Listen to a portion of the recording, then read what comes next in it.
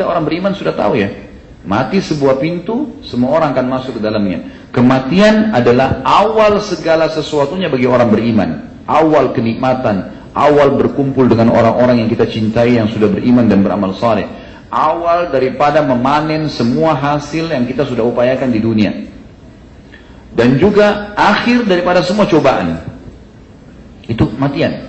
Maka seorang mukmin tidak akan sedih. Para sahabat sering saling mewasiatkan kalimat ini. Mereka mengatakan apa? Kalau ada yang mau meninggal, berita gembira, kau akan bertemu dengan orang-orang yang kau cintai. Dari orang beriman, nanti akan ketemu di sana. Dan ini memang sudah menjadi sebuah buah bibir di kalangan para sahabat. Dan sebagian ulama mengatakan ini menandakan di alam barzah itu ada pertemuan. Bagi orang-orang beriman, di kuburan, di alam barzah, itu dia selain menikmati taman dari taman surga di kuburannya, dia juga ada pertemuan dengan yang lainnya. Dan ini sesuai, sejalan dengan sabda Nabi SAW tentang doa orang yang meninggal. Allahumma rzuqhu daran khairan min diyarihi. Ya Allah, karuniakan dia rumah lebih baik daripada rumahnya di dunia.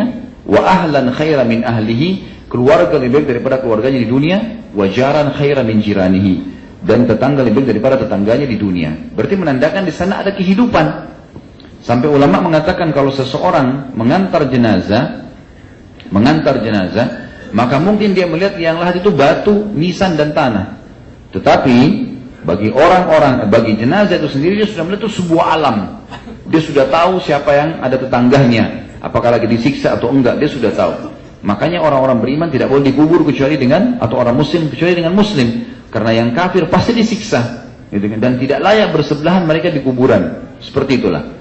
Nah, ini wasiat atau seringnya para sahabat mengucapkan kalimat tersebut. Dan ini berita gembira juga teman-teman sekalian. Tidak perlu kita seseorang di antara kita merasa kesedihan. Sampai ulama bilang memuncak apapun cobaan datang kepada kita, maka ingatlah selalu kalau dunia akan kita lalui dan kemudian kita akan menuju kepada kehidupan abadi sana. Kita akan bertemu dengan Nabi SAW yang selama ini cuma kita dengarkan namanya, kita kenang kisahnya, kita amalkan hadis-hadisnya, ya, dan titahnya kita tinggalkan larangannya. Kita akan bertemu secara fisik. Dan kata Nabi SAW waktu mau meninggal teman-teman sekalian, lagi sakit parah.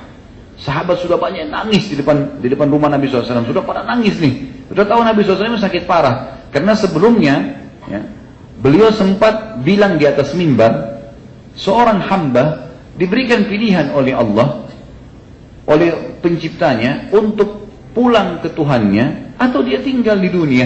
Gitu kan? Maka dia pun memilih untuk pulang ke Tuhannya. Pada saat itu, semua sahabat diam, enggak berpikir apa-apa pada saat itu. Abu Bakar tiba-tiba nangis. Maka orang-orang datang mengatakan, wahai Abu Bakar, kenapa anda menangis? Bukankah sebelumnya, itu kan ini waktu pulang dari Mekah. Di Mekah beberapa hari yang lalu, sempat haji wada, turun firman Allah, Al-Ma'idah ayat 3. Al-yawma akmaltu lakum dinakum, wa atmamtu alaikum nikmati, wa raditu lakumul islam madina. Hari ini aku sempurnakan agama kalian, nikmatku kepada kalian, dan juga ya aku ridho Islam sebagai agama kalian. Waktu turun firman itu semua orang gembira. Kata mereka, kenapa kau tidak gembira Abu Bakar? Ayat turun.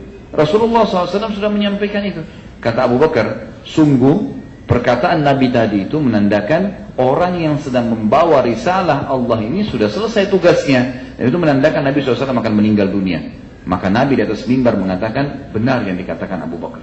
Baik, semenjak itu Nabi SAW turun dari mimbar, sahabat pada nangis semua.